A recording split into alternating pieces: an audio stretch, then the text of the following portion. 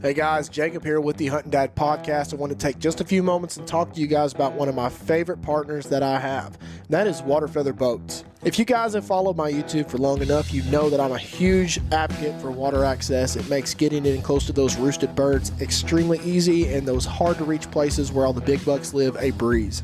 Not to mention that Water Feather is a veteran-owned company proudly designed and manufactured right here in the U.S. in southern Indiana. Their flagship boat was built to handle up to 320 pounds payload with a cockpit that comfortably fits an adult and plenty of gear. Weighing just 58 pounds and right at 9 feet, it's maneuverable and easy to carry, yet tough enough to withstand any environment, making it perfect for hunters and anglers just like you and me. It's even rated up to a 2-horsepower motor and comes with a built-in platform often used as a dog stand or extra gear storage. Lastly, Water Feather has just introduced a brand new custom blind in mossy oak, making it ideal for duck hunters. There are plenty of ways to get on the water, but this one stands out as the best for me. Born and bred in the USA, this is the Water Feather. Go farther, go feather. Hey guys, let's talk about gear, and not just any gear, great gear. Latitude Outdoors has redefined the game with their lightweight mobile hunting solutions over the last few years. Designed by passionate hunters, their mobile hunting gear is all about stripping away the bulk so you can explore deeper, trek further, and stay agile in the woods. Every piece is crafted to allow you to move and move quickly when needed. Latitude Outdoors has actually made me a more efficient hunter with some of their gear, ranging all the way from their 19-ounce Carbon SS climbing sticks to the OG X-Wing platform. And my new personal favorite, the Maverick single panel saddle. This thing is super minimal. You can fold it up to where it doesn't even feel like it's on your back. This thing was a workhorse for me last year. This thing comes in at a great price point. So if you guys are interested, please be sure check out their full range of hunting gear over at latitudeoutdoors.com. You can find their climbing sticks, platforms, saddles, anything else you can possibly think of to get you in the woods and become a more efficient mobile hunter. Be sure to check those out at latitudeoutdoors.com, built for the mobile hunter. Hey guys, welcome back to another episode of the Huntin' Dad podcast. I'm your host as always, Jacob Emery, and I'm hanging out with pretty much a lifelong friend. It's been like 12, 13 years of knowing you, and this has been a long time coming, and I'm super excited to get this conversation going, and no one other than my buddy Stephen Fuller hanging out with me here in central Indiana. Hanging out. It is interesting. What's interesting? Hanging out with you. Yes, Stephen is on pins and needles every time he's anywhere within 100 miles of me. Yep. But we're hanging out. It's turkey camp, but we're going to do a little bit of whitetail stuff. It was a very interesting morning. Mr. Pop Shot. Yeah, I had to try. I got my pop shot too, but it was a lot closer. Got a cool little double with Stewart, and so far so good. But like I said, let's jump right into this. And as always, we're going to start this off because it's the Huntin' Dad podcast. We're going to start with a dad joke. Oh, okay. Yeah, so I'm gonna read two of them that okay. I found on Google. Okay. All right. What do you call a factory that makes just okay products? I have no idea. A satisfactory. That's dumb. All right, let's do one more. I feel dumb for not knowing that, actually. What did the ocean say to the beach? I see you? Nothing. It just waved. They're so stupid. They're so stupid. Oh, man. Oh, God. Well, let's jump right into it. There's probably going to be people that repeat that to their kids. That's the goal. Yeah. That's what I want. All right. Let's jump right into this. Our relationship started 12, 13 years ago. Not like that, you freak. I'm just thinking about everything we've gone through. So our friendship. Why don't you take us through what you remember most about us maybe meeting and how we got kind of linked up? Because it's been a while. Man, I honestly can't remember like a whole lot because it doesn't seem like it's been that long. But it was, I don't know. It just seems like we've known each other forever now. I feel like I'm loud in there. But man, okay, so I know you were starting, and I don't remember, I might have reached out to you, to be honest, at the time, because I was looking for influencers. I was one of the first guys on social media that caught on to seeing, like, you got to find people that have followings, that have good numbers and whatnot. And I seen that you were bow fishing at the time. You had good following doing bow fishing. Yep. And I kind of reached out, and I think I reached out. We just kind of started talking back and forth, and that's kind of how it began from what I remember. Now, there's been a whole lot since then. You know, we've butted heads along the way. Oh, my. And which is cool because now I honestly, like, you're one of my greatest friends, and then been in your wedding and all that kind of stuff. And who would ever thought I would even been asked to do that with everything that we've gone through at the beginning. But it's been awesome. And now you're doing, like, your own stuff. Yeah. And we're fully supportive of each other, even though we're both doing our own things now, which is awesome. It's very, very true. So, yeah, so my Instagram that I started with was actually called Seek and Destroy Bow Fishing. Yeah. Because I love Metallica. It's one of their okay. biggest hits. And, you know, back in the day when Instagram started, you seen everybody's stuff in a chronological order. Yes. It wasn't just like, boom, this is for you. It shows you stuff. So right. if somebody, one of your followers or somebody you're following posts something, you would see it. Like, so you were exposed to more people. Hashtags were a bigger deal. Yep. So my little page grew to probably close to like 4,000 something followers at the time. You know, and it's like 13 years later, whatever it may be, and it's like, or 10 years, whatever, something like that. And now it's only like at 7,000. Yeah. So it died very, very quickly.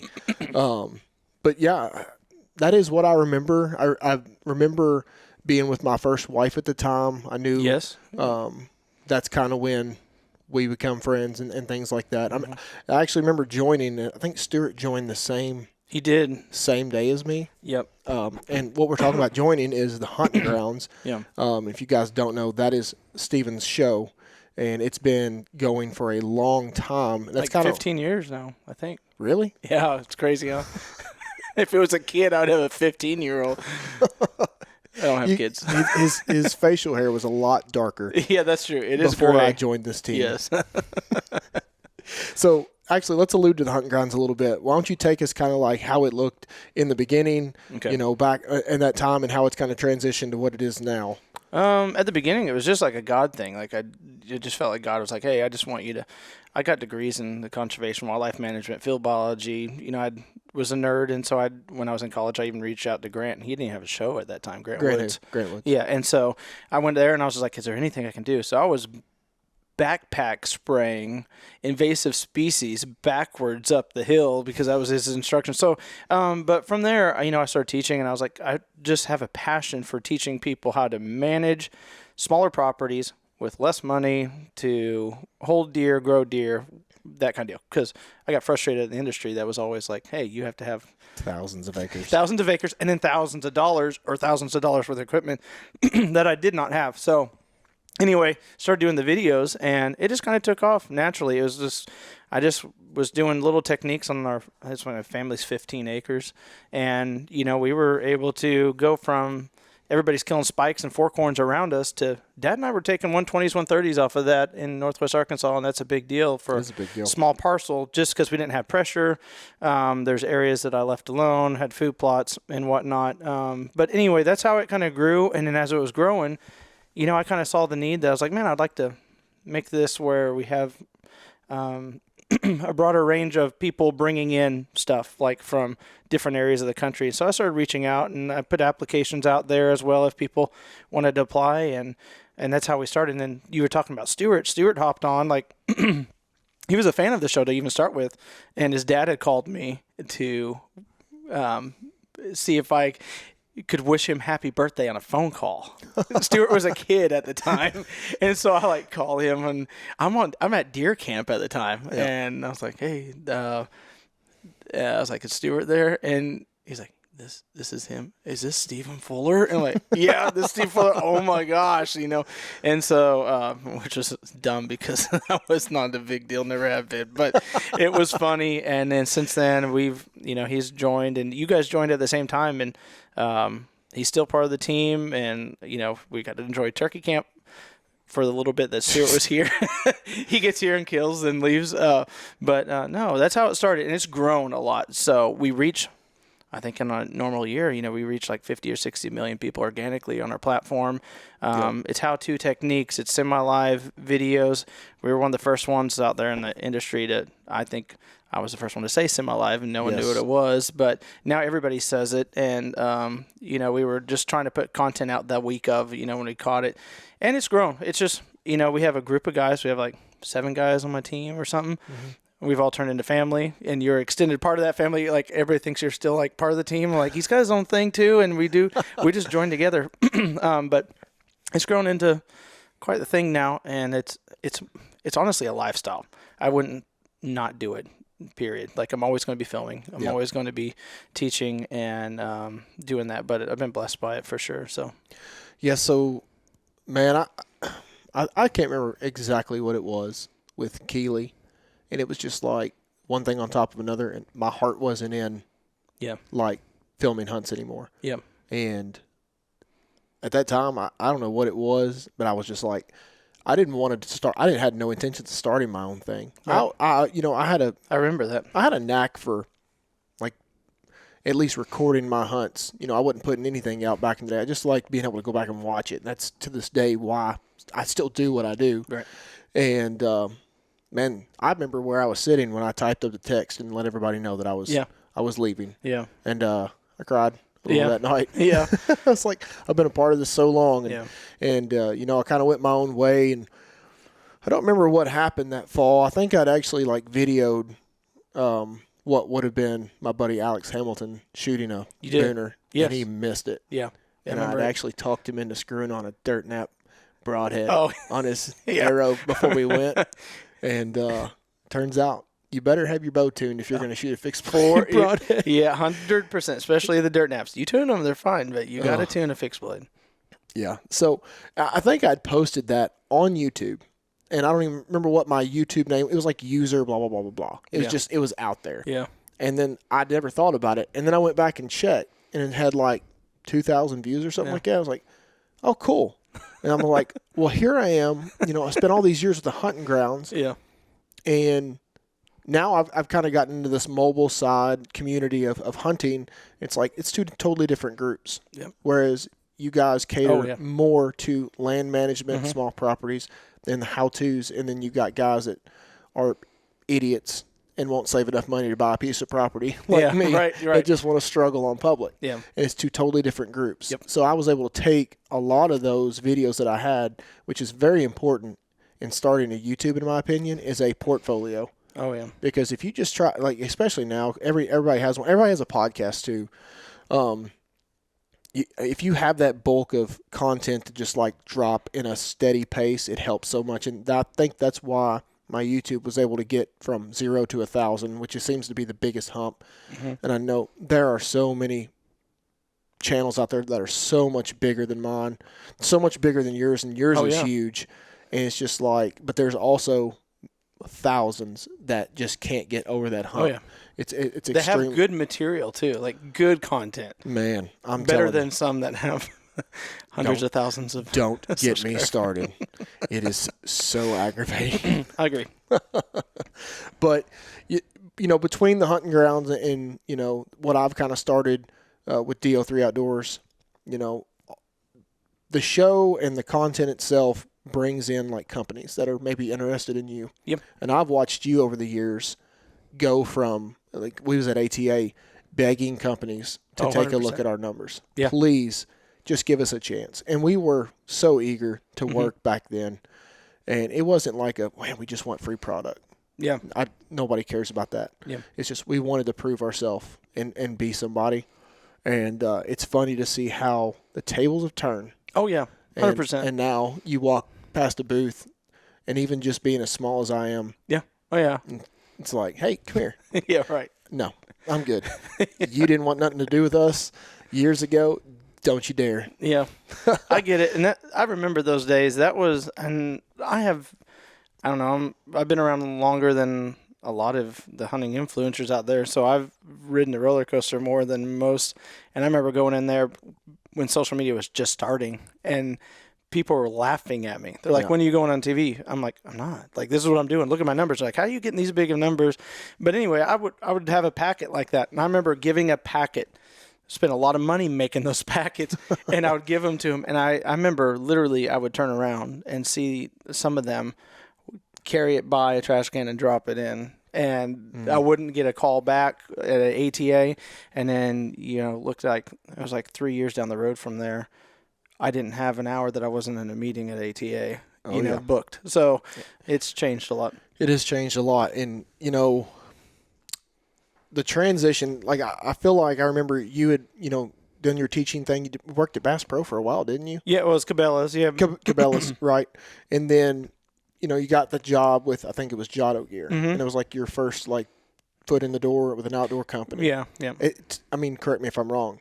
But now it's grown into, you were able to quit all that stuff and you do the Huntin Grounds and work for a few select outdoor companies full time. Yep. And it creates your living. Yeah. So my biggest thing is I do all the social media marketing, video production, commercial production, all that kind of stuff for Dry Shod Footwear, which is amazing. They're out in a big outdoor company, but they're also big in agricultural. So that's huge. I'm able to work from home, do that.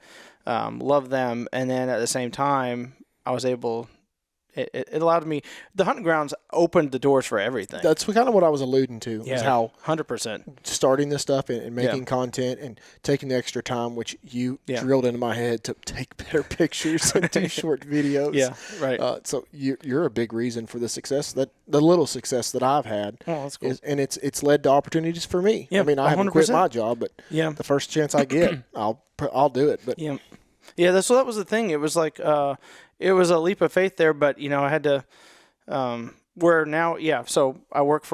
I get sponsorships for the Huntin Grounds, and I'm able to do, and it all varies on those contracts, but everything from getting really good at just looking at the algorithms and figuring out algorithms and what works on social media, to learning how to produce video content, high-end video content, open the doors where I remember the way I got a job even at Dry Shod was like, hey, can you maybe make an example commercial, like a little demo, not even finish it. I finished 3 commercials, oh my gosh. Okay, we need to talk. We need to figure this out. And then I told them I was good at marketing. So it opened the door where I can come in and do really good at marketing, social media marketing, and video production. So yeah, that's all from the Huntin Grounds. And that's because I had to learn it myself. I did not come from money. I still don't have a lot of money, but it's all that, having to work hard to figure that out on my own, without money, without boosting, with all that kind of stuff, to make numbers bigger than anybody else. People were like, what are you doing? How are you doing that? Can we hire you on? Can we work with you? So that's how it opened doors. Very, very, very carefully. That's how you're doing it. Yeah. He's full of crap. You should see his truck outside. He's got plenty of money. Is there any myths out there that you can think of off the top of your head? Because people hear something about the outdoor industry and they're all instantly no, they think of half-naked girls in bikinis posting with pictures of content. Used to be that way. Oh, God. I remember that phase at the ATA. Oh, jeez, man. I'm telling you, like I said on the last podcast, I love Moultrie. I love Latitude. I love Water Feather. I love Hawk Optics. Those are my boys, and I love the people behind them, but I swear to God, they start posting any, half-naked pictures of girls that don't know what they're doing. I'm out. Pulling a deer across the water in their bikini or something like that. Yeah. Rough life. Yeah, for sure. I'm out at that point. Well, like I said, I think a big misconception is in the outdoor industry, everybody thinks you're getting paid to hunt. Oh, I feel like everybody out there has something they're doing on the side. Yeah. That 100% is contributing to them being able to travel around and hunt. Yeah. All these guys that are we was out at 7J Outfitters in Wyoming. Yep. How'd you get paid for that? Well, one of your sponsors that you're making stuff for, or whatever sweetheart deal you got, paid for that trip. Oh, 100%. So. Yeah, I think you get that a lot. I get that a lot. A lot of people look at me and be like, must be nice to hunt for a living. I'm like, hunting is a small part of it. Even when I am hunting, I'm in the content creating mindset. Mm-hmm. How can I take photos? I've got to capture this all on video, because then I can use it. And then if I'm got my mirrorless, I'm doing high end stuff, because then I can use it for commercials. I can use it for product videos. So it's always a job, but hunting is a small part, and I don't know anybody in the industry, I don't care how big you are, that doesn't have to worry about doing something for a company, for a deal, or for something, and just has to focus on hunting. Nobody. Yeah. And there's so many shows out there, and it's not hard to tell they'll use anything if they'll give them cash. Oh yeah, 100%. And that's like the farthest thing for me. Like I'll be upfront and honest. Like I get a little money from some companies that help me. Right. And the trade-off is like you're giving them stuff to use. It's a job. It is a job. Yeah. And some days it ain't very fun. No, I get it. Some days you don't want to get out there and take the photos or do the videos or slow down to do them. But it is a job. And I think that's the thing I get really frustrated with too, is people look at that and they're they just think it's all fun. It's just a cakewalk. And it's really not. Like, and they shouldn't ever not watch a show because they have a sponsor on the show or it's presented by somebody or there's a feature spotlight. Because let's face it, nowadays, if you want that content, you've got to have partners behind you because you are working. It's a lot of work. You have to have those people supporting you. And I hate it when people are like, well, I don't want them to push any products on the show. Well, they don't have to overly push it. Exactly. But you aren't going to get that show if they aren't getting support from people because it takes a lot of time. And there's nobody out there that can just quit their job and just do this without, getting paid. You have to get paid, and it's a job. So, and it's a hard job, but it's a rewarding job at the same time. And you won't get rich doing it. Like that's the other thing. I think people are like, man, it must be nice. You're just making a lot of, not really, No. but it allows me to do what I love to do for a living. And if I make less doing that, like I am fine with that. I feel like the best way to sell a product nowadays is just show it works. 100%. We could have not have tagged this buck without this scent cover. Yeah, right. He would have busted us, yada, yada, yada. Whatever it may be, just show that it works. Yep. Be informal about everything. Yep.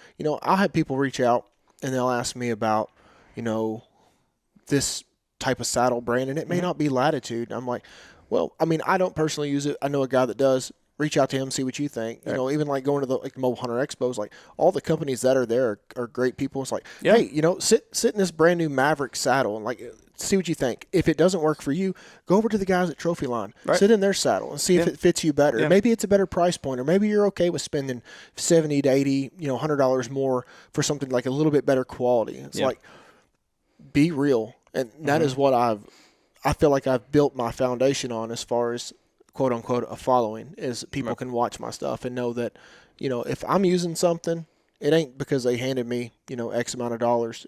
It's because I've used it before. I believe in it and had success and with everything. I like the people behind it. Oh, I've got to like too. the people behind the company, period. Yep. And if the people behind the company, if they change, they start asking me to do things a certain way that I don't like, I'm out. Yep. Period. But I get it. Oh gosh. So, man. No, I was thinking there. I don't. That's enough. I'll stop talking on that. You don't want to throw anybody under the bus? No, we're good there. But and that's the other thing too. We have the hunting community is awesome, and it's so much smaller than people think. Or the industry, it is very hard to get into. For one, or to even partly even make a living in it. But I don't know, that it's small, and so you have to be careful not to burn any bridges. But everybody can support everybody 100%, and there's shows that don't support other shows, and there's companies that don't support other companies, and there's no room for that. But if you're looking to add a few new trail cameras to your arsenal this fall, look no further than Moultrie products. Moultrie is one of the biggest and most trusted trail camera companies in the outdoor industry, and they have taken my scouting to a new level. The new Edge 2 and Edge 2 Pro cameras utilize next level AI technology like Smart Capture to do things such as trigger pictures on only bucks, or only deer in general if you choose so, making false triggers on the wind or annoying raccoons over a bait pile a thing of the past. Another thing I love being a public land hunter is that the new cameras do not utilize SD cards, meaning nobody can steal your card and nobody can check your pictures. Not to mention, your old cell camera is giving you all those fits over faulty cards or needing formatted when you're miles or even states away. So if you're looking to up your scouting game this fall, check out these affordable, reliable, and easy to set up Edge Series cameras. You guys can check these out at Instagram, Facebook, and of course, MoultrieProducts.com. Hey guys, Jacob here with the Hunt Dad Podcast. If you guys have followed my YouTube, DO3 Outdoors, for any amount of time, you know that I'm a huge fan of companies that build a great product that even the blue-collar guys like me can afford. For years, I would skimp out on optics on my hunts because of that intimidating price tag, or knowing that what I could actually afford at a young age was going to be absolute junk. Luckily, over the last few years, I've discovered Hawk Optics. Hawk makes a great line of glass, scopes, and accessories that are easy on the wallet but perform at a high-end level. One thing I really love about Hawk is their unmatched customer service. Real people, fast answers, and a company that actually stands behind what it sells. And let's not forget, with Hawk's lifetime no-fault warranty, you are covered for life on your gear. Since using Hawk Optics, my 4 personal favorite pieces so far is the 10x42 monocular, the Nature Trek spotting scope, the Frontier ED 8x42 binos, and of course the Endurance rangefinder. If you guys are interested about any scopes, pieces of glass, or accessories, be sure and go check out hawkoptics.com. That's HAWKE optics.com. Well, I tell you what we're going to do. Well, actually, I want to touch on something real quick. Oh, gosh. Me and Steve. Steve has formed me into the person that I am today as far as filming, thinking about things because of all the headbutting. Oh, yeah. There was points where I didn't even know if I liked Steve. Oh, yeah. Years and years ago. Same. And I felt like, I was like, Steve only keeps me on this team because I'm pulling my weight as far as killing something. Yeah, right. Yeah, or there's times I was like, why doesn't he just quit already? We went back and forth. I mean, we entertained the team because we had a group like Facebook chat, and you can talk to the team, and they're like, boy, they would go back and forth at it because you would call me out on stuff, and I was like, and it was wrong. I'm still going to stand by it. But we would argue back and forth on it like crazy, and the team would be like, oh my gosh. I'm like, yeah, we used to butt heads, and now it's completely opposite. So yeah, it really is. Mm-hmm. And I think what it was we just, a little bit of pushing on both ends was good for us. right. We were at different places too in our lives, and well, different I just places. wondered, and I'm still in that frame of state of mind at whatever you want to call it at points like this morning sitting there with Stuart, Right. I'm so worried I'm going to mess up this hunt, and he's come all the way from Georgia Right. to hunt turkeys up here, and it's like, could I have spun around and got on my knees and moved my camera and got ready? Right. I don't know, but I didn't because I'm so focused on let's just kill them. Yeah. Because I know that turkey content doesn't do worth a crap on YouTube. It doesn't. And it's not worth the chance of screwing it up. And then out of that, what your guys are going to see on YouTube, whether you watch it or not, is Stuart, the most cool, calm, and collected dude. Yeah, right. Oh, yeah. Lost his freaking mind. Oh, yeah, 100%. I've never seen I haven't either. I've never seen him go We to got to that watch level. on the big screen so I can actually hear the way he reacts because you can't hear it that well on the camera. But loses his mind. But Steven is the reason that, like, now when I harvest an animal, like, I'm like, let's get some good photos. Let's think about the company that helped us get to this point, maybe helped us afford to buy this tag. Let's get a few good pictures for them that they can post and they can use. They can put in a brochure or on one of those real pretty backdrops at a show. you would hope, yeah, that's Exactly. a dream. That doesn't happen. And very especially now that, like, For when me. when I started writing, like, and getting stuff published, it's like I have to. Oh, yeah. Because the very first one I got published, the guy was like, "This is a screen grab Yeah. off of an action camera. This is not going to work." And I'm like, "It's going to have to work. This is all I have." Yeah. And he made it work. But he's like, "Next time, take still image photos, high quality photos. Do it because it's going to benefit you. It's gonna get your name out there that you can and are willing to take the time to do it. Yep. And they're just a lot better to look back on. Like Stuart gave me heck the other day. He's like, you post 40 different pictures of the same turkey. We don't know if you've killed one or 40 in your. It's like, well, Stuart, I don't like just taking a picture of him laying dead on the ground. Right. No, you got to do them service too and respect, and it's good to slow down. Yeah, I try to tell everybody that on the team all the time. Just take time to slow down. And you were the world's worst. I'm like, did you get anything on film? You're like, no, it just happened. But I've been filming my hunts I'm 39, and I've been filming my hunts God, you're since I was like 12. Yeah, I got my first deer kill on video. I think I was like 14 or 15, and then I started self-filming. So to me, it's more natural. Like I love capturing it on video, and I don't know. I'm confident in doing it in a way that I don't have to mess up hunts either. I'm not going to. Like, well, we'll talk about it when we talk about that. But that wasn't the best film opportunity. I pulled a Jacob, and I'm like, screw this. Sometimes I'm taking this opportunity because it's a once in a lifetime, and I'm not going to miss that opportunity for film purposes. I feel like all the times back in the day, like when I started, I was still hunting a lot of private ground, and it was all small tracks, and opportunities did not come easy for me. So it was like, if you don't take the shot, you may not get another one. Right. And now I've transitioned into public hunting a lot, and where I started getting good at slowing down and just take time. You got time. You got time to move the camera. They're not going to see you. Blah blah blah.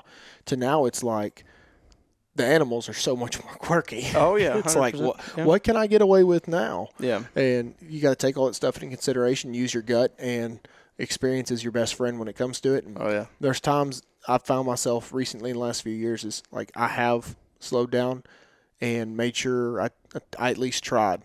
Yep. And then there's other times where I'm still to this day like, screw it. Yeah, right. Give me the gun. So let's allude into the second part of this podcast now. Okay. Steven is from Southwest Missouri.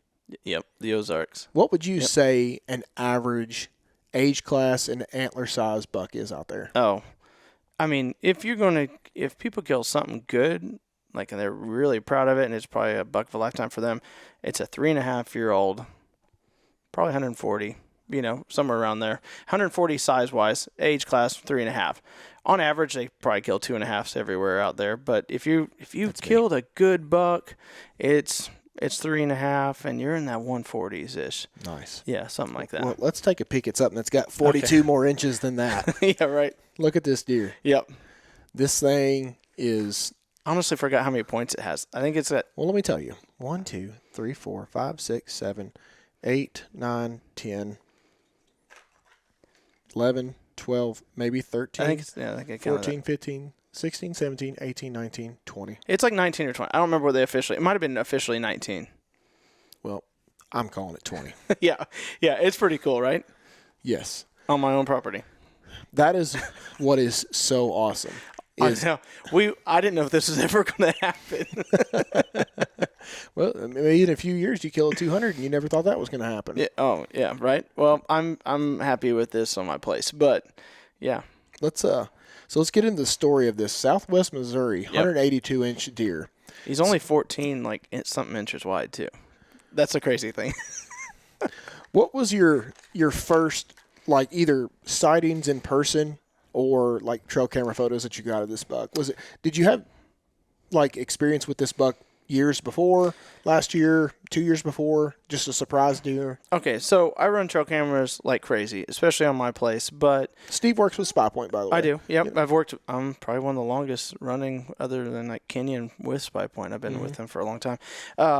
So I run trail cameras like crazy out there, and I'd have to look back.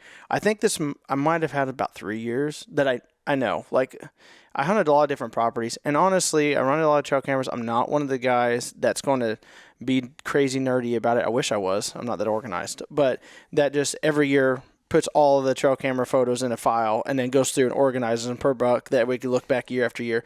So once they become on my radar, that's when I start tracking them. And they have to get to a certain size for that. My property has always been really made for the kids. Dad's killed more bucks on my property than me. It's made for Dad. It's made for the kids. If there's a buck that I want to go after, I try to hunt it on there. So I finally did. But how many acres is your place out there, by the way? I'm up to 120 now. What does it hunt like? Because, I mean, there's something about places with steep topo.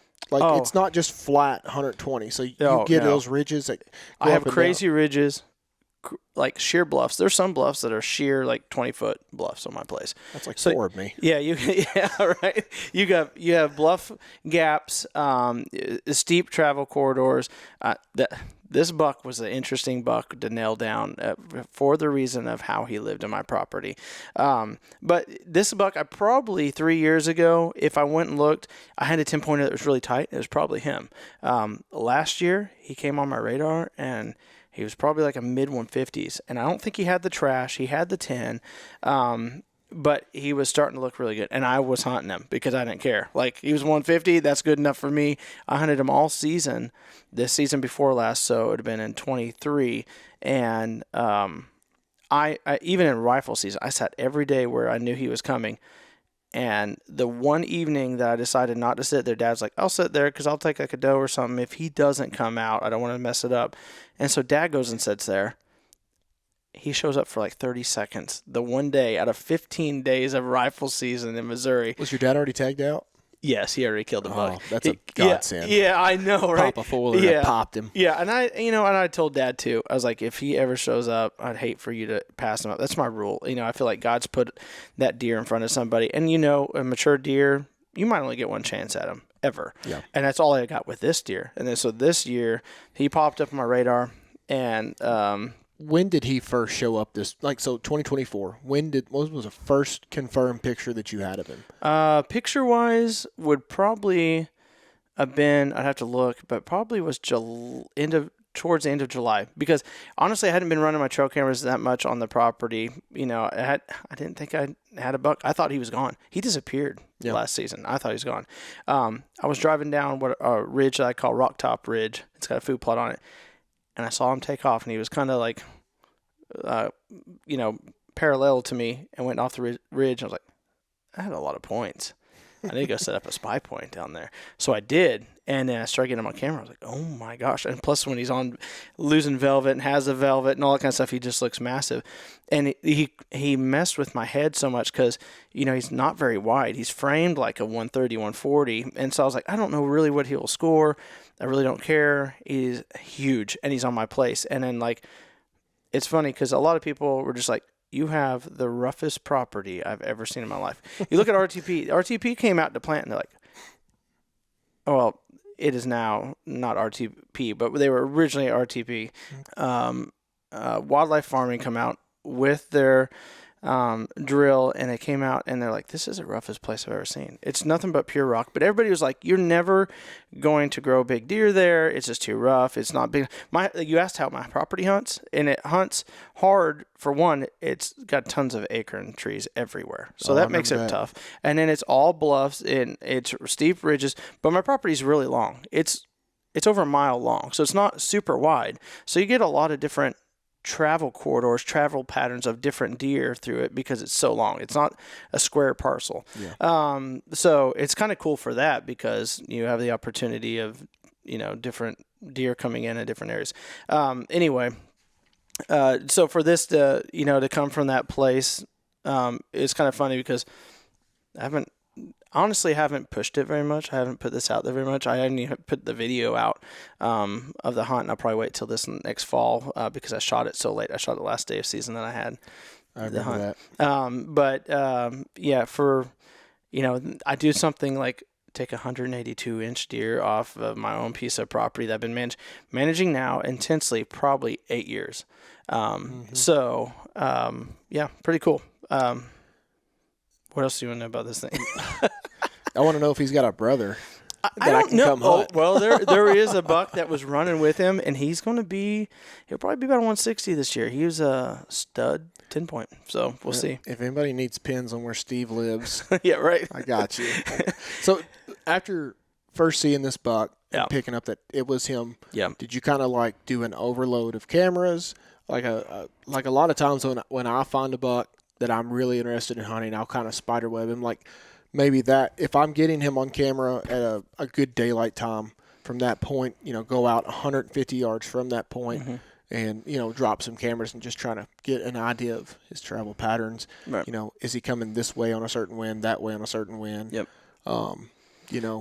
So what I did is I wanted to be careful first and foremost because I had a neighbor, Dwayne Wright, which I love to death. But he knew of this buck as well.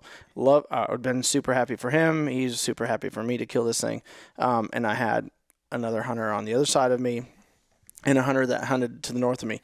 I knew this buck, if I got in there and was too pushy, he was on the edge of my place already. Like, he stayed and lived on the edge of my place, but I was going to push him off. So I went in first, and I threw up cameras in the easy places. So I at the top of the ridge where I knew he was coming in, where I'd been seeing him, and I was getting him pretty consistently there. That was a food plot.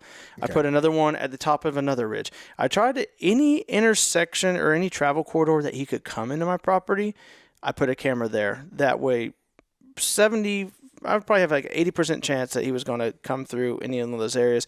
I had a water hole in that area, which was a key component to killing this buck and finding this buck and starting to pattern him. So any of those ridges, I flooded it. I didn't try to get too aggressive. There was times when I wanted to see exactly, because this buck had the wildest life the way he lived on my place. Because my neighbor was hunting him hard, and he wasn't getting a ton of photos of him.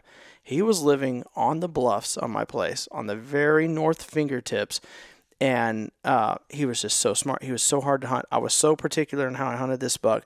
I only went out with the right wind. If it wasn't a perfect time to hunt him, I wasn't going to hunt him because I did not want to spook him to send him to somebody else. So this buck, to come to find out, like literally just on my bluff edges, for the most part. He might have gone down to my neighbors a few times, and then there was multiple times I lost him. And so I tried to keep up on the cameras. I moved the cameras. I tried to find his bedding a couple of times. But what happened was I forgot I had one of the Spy Point cellular cameras that was over what I called the fell water hole. It's in the valley. We had a worst drought ever this last year. And I was like, I forgot about that camera, and it died. Well, it lost signal, but it was still taking pictures. I was like, I'm going to go grab that thing. Went and grabbed that thing because I'd lost this buck for 5 days or more. What time frame are we talking here? This was hot, so this is before November, or right towards the end of November or October, right at the beginning of November. Okay. Important part, because he's moving a lot more, and I had him on camera coming in. I had him, dude. I didn't release any of these videos. I got videos of him coming in. I got videos of him shedding velvet. I got videos of him coming in, dogging does, grunting, moving through, drinking out of the water hole, cruising through with different bucks. I wasn't posting anything because I didn't want people to realize how much I was seeing this, because all my neighbors are friends and they all watch my page, and I didn't want to educate them. That's like the deer that I had hit and didn't kill when I took Kyson on November 2nd this year. Oh, yes, yeah. And I hit a branch, and it went through the back of his front leg. Deer is fine, 100%. Yeah. And Kyson was flipping through YouTube the other day, and he goes, "Where's that hunt with us?" I'm like, "Son, right, that hunt ain't gonna be up till that deer's dead." Yeah, right. Period. Oh yeah, there was nothing on this deer. And so anyway, I went and pulled that camera card, and whatever the 5 or 7 days that I had left him, I had lost him in that extreme drought. He was there every single night. So what he was doing, I mean, he would not travel where deer normally travel. He would not travel ridge tops. He would travel the side of these steep ridges and come in, and every night he'd come in about an hour after dark, come in the water hole, get a drink. He'd go feed on acorns down through the holler there. About an hour before the sun came up, he'd come back, get a drink, and go back in bed. And that was it. That was like pretty much the most of the movement. Like, I had cameras all over my place, and during the rut, he just didn't move much. He just stayed. That's why he's a 182-inch deer living on a 120-acre property, and he's hard to nail in daylight. He probably lived on about 15 acres of my place. That's one of the things I was going to allude to, was like, did he live directly on you, and what was like his core, I guess, area? Yeah. It was about probably 15 acres, and it was just like the northern pieces. I have a ridge I call Big Buck Ridge. He would be on that some, and it was more on the northern part of it, literally where the fingers dropped to the creek. And my neighbor would pick him up a few times. We'd share photos back and forth, be like, I hadn't seen him. That was one thing I was really proud of myself. Like, if my neighbor asked if I'd seen him, I was always honest, because he was honest with me. Now, every time I saw him, I wasn't going to call him up and be like, he showed back up, because I'm going to try to take that and capitalize on it. That's fair. So 100%. Steve is a lot more honest person than me. I make Steve nervous with some things that I say and do. 100%. And he is so by the book and just 100% like so truthful with everybody, and I admire that about you. But so like, even with the core area of like 15 acres, roughly. Yeah. Like, did you ever get him like at all points of your property, or was there just like some parts of your property that he just never showed up? And if so, no, he didn't. He just stayed there.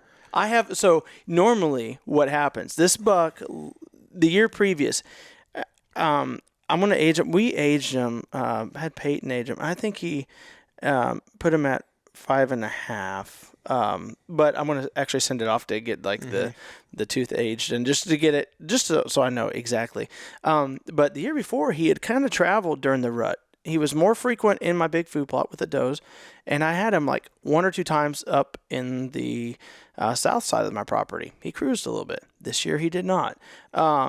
This year he was just really focused on that area. Come to find out, though, when I brought him to the processor, because we had the ATA show that I was leaving for, so shot him. And then, get to that. Yeah, the next morning I left for the ATA, and so I had to have Dad bring him to the processor. When he brought him to the processor, he like, I couldn't save one of the back quarters. Sorry.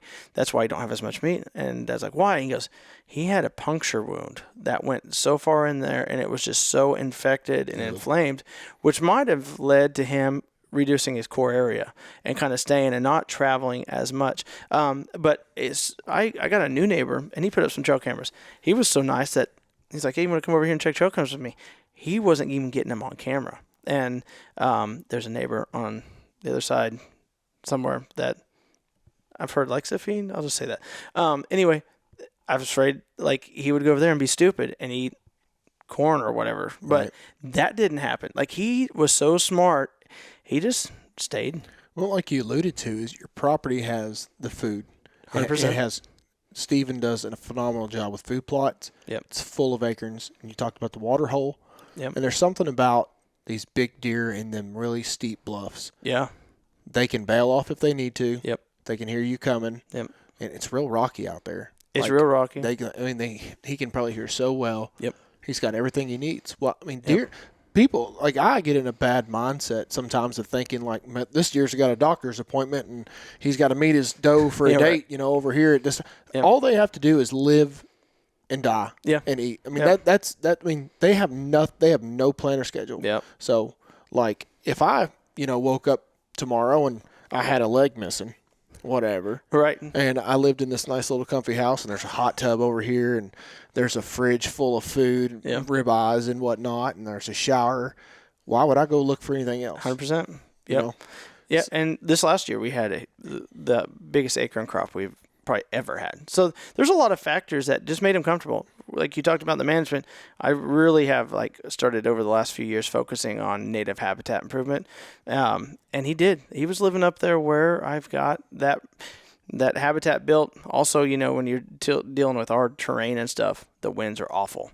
That's why I hunt ridge tops, because I can't control winds, and and so to hunt those ridge tops and to hunt these little areas and try that wind in my favor is super duper tough. So it's almost impossible to hunt anywhere but there without a rifle. Yeah, and you honestly have to do as much as you can with scent control, but you honestly just got to get out there and hunt. Because that's just sometimes you just have to get lucky and have the right products that hopefully give you enough of an edge that deer just messes up. But I wasn't going to risk it on this guy, but we got it done. So take me through the day before, if that alluded, maybe the week before. What tipped you off on finally coming to the day where you sealed the deal? And I remember I was in Iowa. Mm-hmm. And you called. I think you called me when I was in Iowa. Yeah. And I did. I was watching one that didn't look much smaller than this one. Yes, right. And, I mean, I couldn't do my thing. Like, I normally want to freak out. Oh, yeah, I was like, congratulations. Yeah, right. I'll call you after and scream. Yeah. But, so the week leading up, the day leading up, whatever it was that kind of finally didn't seal the deal then, but gave you the final dots to connect the story of this thing. Well, it was muzzling season. It was the alternative weapons then, and this was the only deer, by the way, that I even killed this last year. I didn't kill a doe. I didn't kill a buck. That's okay. Only deer. I know that's what I said. But it was just it was a rough year for me. But for that, it was knowing, like, I knew that where this buck lived. Like, he only showed up on a few cameras, and it was only at certain times. But what was happening is we had this major front coming through, and this year with the acorns being as heavy as they weren't even in my food plots that much. He did not show up. This is not like he's showing up in the food plot every single night. No, like I think I've got like in food plots, there's a handful of times that he's in the food plots eating, period. Yeah. Well, we had this massive cold front coming in, and we've had it cold for a few days, and that day, part of the reason the hunt's going to be crazy is because GoPros died and then didn't record stuff, and there's only audio, and because it was so cold, I think with the wind chill, it was somewhere around 0. And I decided, I was like, if there's one place that these deer are going to be, it's in that food plot, which I call Candy Shop, that I made and designed there and planted. What was in that plot? This year was the Domain Outdoors. I mainly had the oats in it because we had a worst drought ever too. So I replanted my food plots like crazy. I remember that. Yeah. So those were, and they were doing good because you know what? The deer weren't eating them because they had all the acorns. And I was like, you know what? Deer go to green when it gets freaking cold like that. When it gets really, really cold, you've got to go set over green.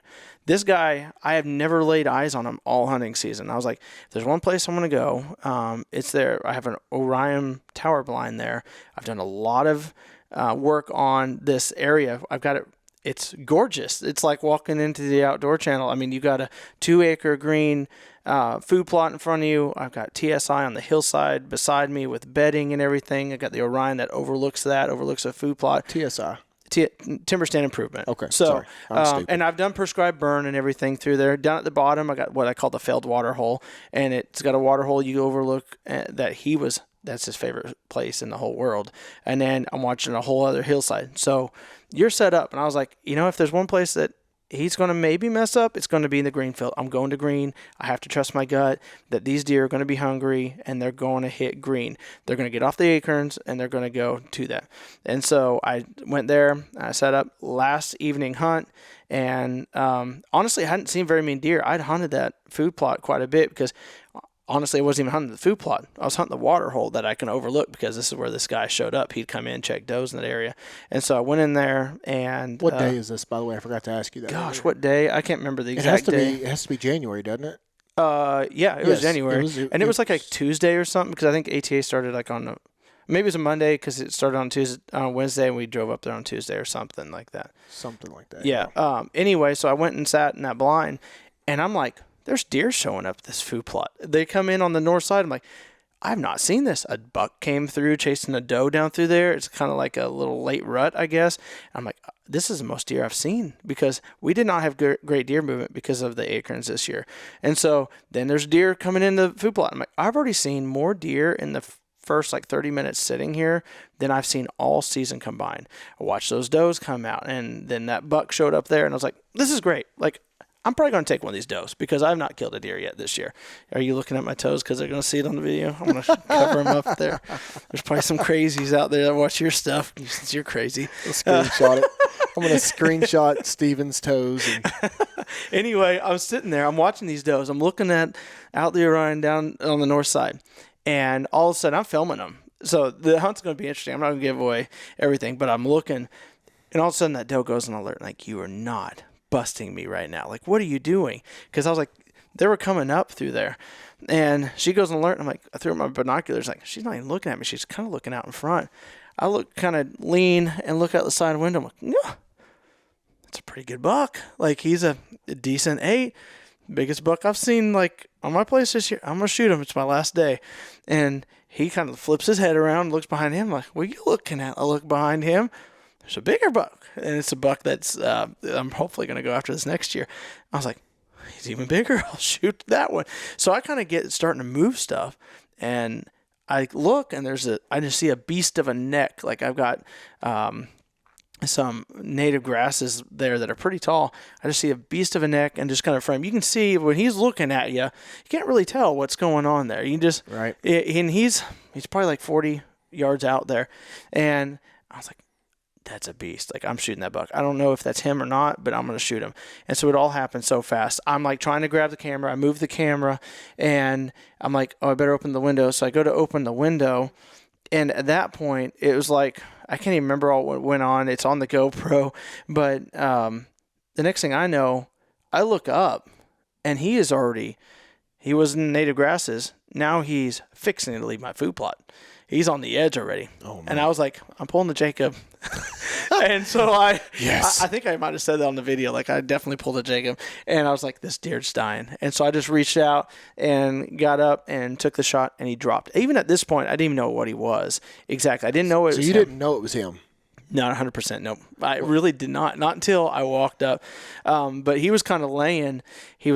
My food plot kind of crowns there, and he's kind of laying like this with his head over. And I can see his body, and ended up having to take another shot because it was actually a really good shot, but it's just slightly high. And I had snuck up there, kind of had my moment with him. It was just, I didn't even know still because he was kind of leaned over. Walked up there, and he was breathing heavy, and I took another shot, and I just kind of took time and just sat there. And even at that point, still didn't know, and started walking up. And I think I was on the phone maybe with somebody. Maybe it's Colby. Maybe it was Dad at the time. Because Dad, it was your dad. It wasn't Colby. Yeah, Dad was actually sitting in the other blind, and he heard the gunshot, and he was so excited. He was ready to come. I'm like, Dad, I don't know if it's him. Like, just give me a second. Like, we got to take another shot. And I walk up to him, and I lost my mind because I'm like, oh my gosh, it's him. And even then, it didn't even set in on how big he was, because he's just so narrow. Certain angles, you're like, holy cow, and then other angles, you're like, how? But that's me anyway, because I've never been about score. But anyway, my neighbor came over, Dwayne came over, who's been hunting this buck, and he's pretty good at scoring, and he kind of guessed what it was going to be too. And then you were like, early on when I was sending you these pictures months ago, yeah, you're like, I don't remember, you're like, that's a Booner all day long. And I was like, I don't know if it's a Booner. Like, I just hope he hits 160, because I've killed a lot of those 150, 151, 152, 140s. I'm like, I just want to hit the 160s, but I just want to hit 170 one time. That's all I want. That's my goal now. I want to hit a 170 now. No, shut up. You earned this deer. And, thanks. Buying that property back in the day, which it almost made me mad when you bought that property. Yeah. Because here I am living in Kentucky. Yeah. And Steven bought 100 acres and a house for like. It was like he traded like 4 oranges and a goat. It was an insane amount, but that was 10 years ago now. It was a long time ago. It's changed a lot. And you have put the work in the house, you put the work in the property, and you are constantly improving that place. 100%. And it is shown. And, I'm going to say this, and it's going to hurt me to say it, but, the next person to kill a deer like this on their property, the way that they're going, is probably Colby. Oh, yeah. 100%. He's put in the work. He'll drive you crazy. He'll call you and talk to you for 10 seconds and tell you he's got to go. Yes, he does. He drive you crazy. That's his Love calling him to card. death. But yeah, he's on the path to kill a really good deer. If he can get past killing 8 points, he's going to do it. Well, I don't know if that's a good point. He might kill the world record 8 points. Yeah, that would be. Yeah, he might do that. That's for sure. But yeah, he's right on track for it for sure, and he's all excited about it. He's bought his own property. He's all about land management. He's always hitting me up with ideas and what to do and stuff. So he's going to get there. Really awesome deer. Deer of a lifetime. Yeah, 100%. If you break it, it'd be cool.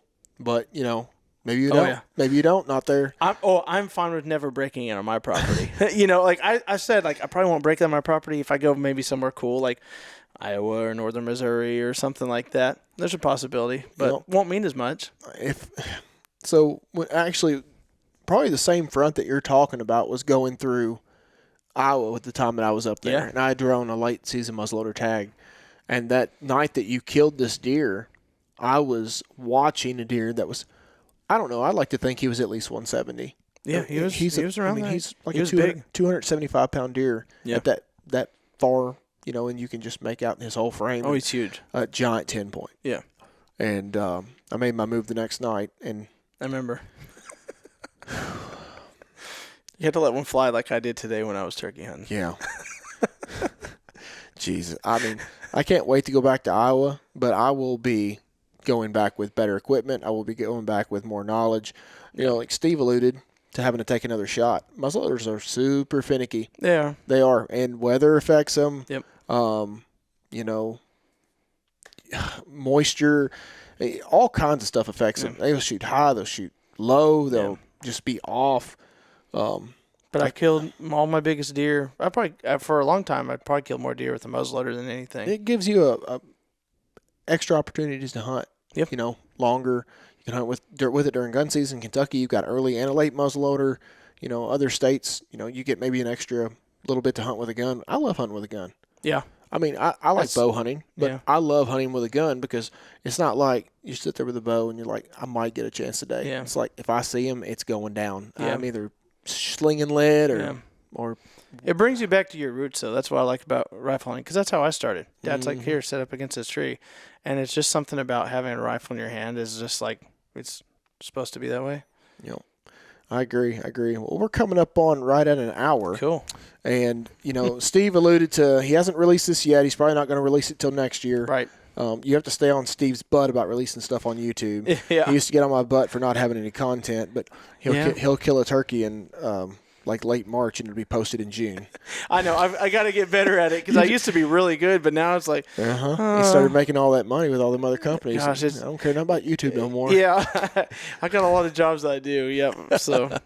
So be sure, you can plug the hunting grounds and whatnot, but be sure that you definitely go over on YouTube. And if you like to learn anything about land management, see a good mixture of both public and private hunts. Yeah. Now, right. Especially with the guys. Yeah, exactly. I do both, but everybody contributes. You're going to see a good portfolio of all kinds of different things, and eventually you're going to get to see the hunt of this deer right here. Yeah. It's cool. I'm going to work hard. This video is going to be something I'm going to put together. It's going to be something special. So it's going to be a little different. It's going to be a whole story of the development of the land and how this came to be versus, hey, I'm out here today and I just shot this buck. Well, people will appreciate that versus just like a big catchy thumbnail with a big deer. Yeah. And then boom, like you watch it all. Yeah. There's no kill shot. Right. It's like one of my deer from this past year.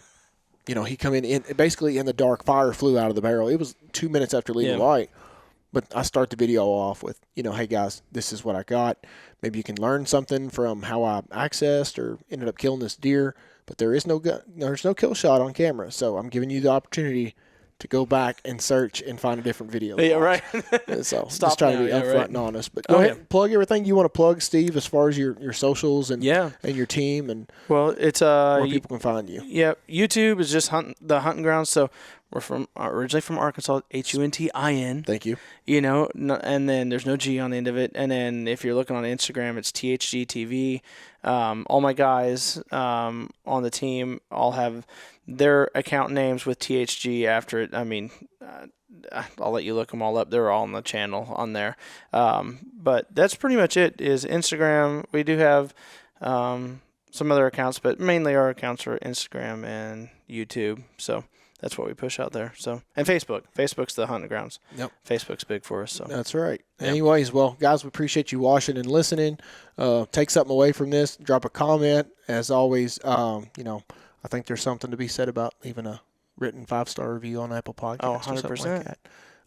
It's funny. I'm building all these podcasts. I'm recording and editing all these so early in the year, and they'll be dropped later.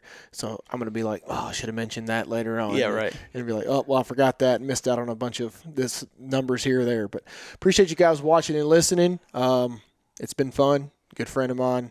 Hopefully till the day I die. Oh yeah, for sure. Yep. Thanks guys for watching. Yep.